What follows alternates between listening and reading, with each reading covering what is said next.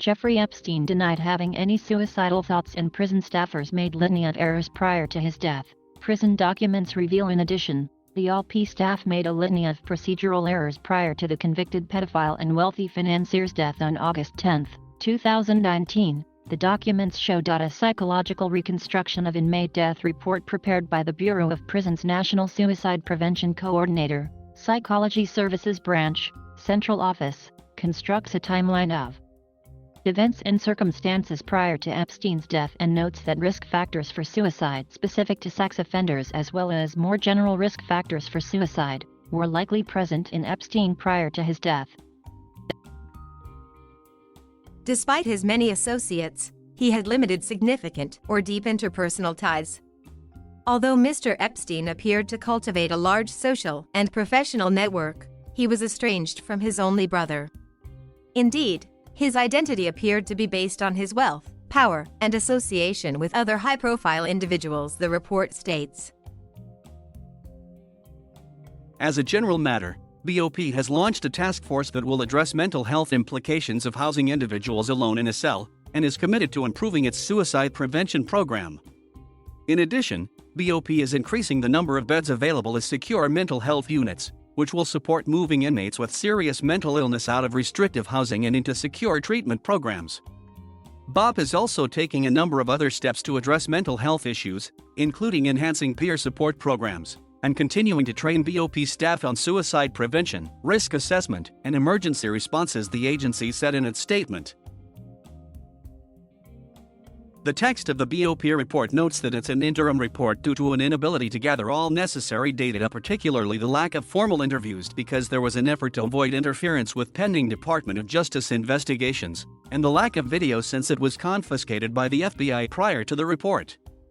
Documents reveal Epstein denied having any suicidal thoughts, despite signs when Epstein arrived at the Metropolitan Correctional Center on July 6, 2019. A facilities assistant is noted in the report as describing Epstein as distraught, sad, and a little confused. Despite Epstein saying he was okay, she was not convinced of this, writing that he seems dazed and withdrawn. She advised in an email that someone from psychology come and talk with him to just be on the safe side and prevent any suicidal thoughts, but there is no evidence the email recipient, a lieutenant, contacted the on-call psychologist at the time, according to the report.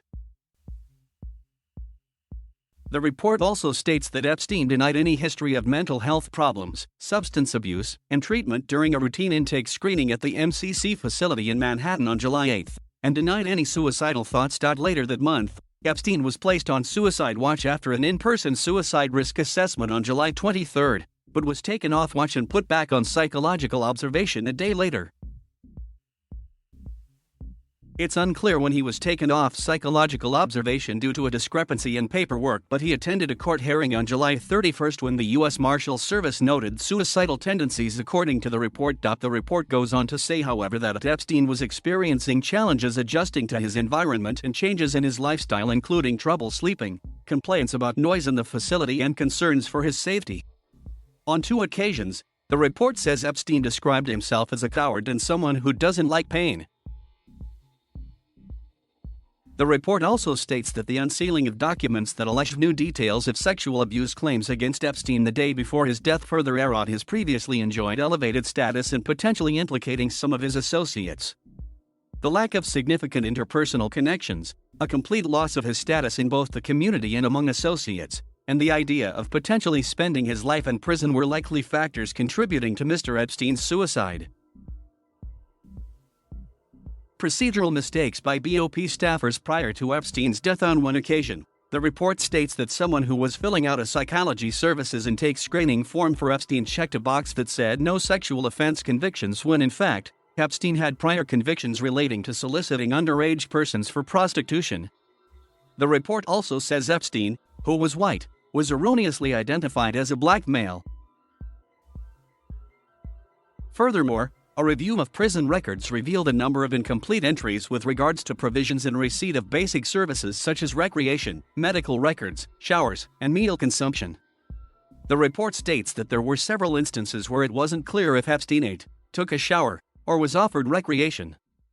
Additionally, According to the report, a review of logbooks showed significant discrepancies from the approved procedural memorandum for the facility.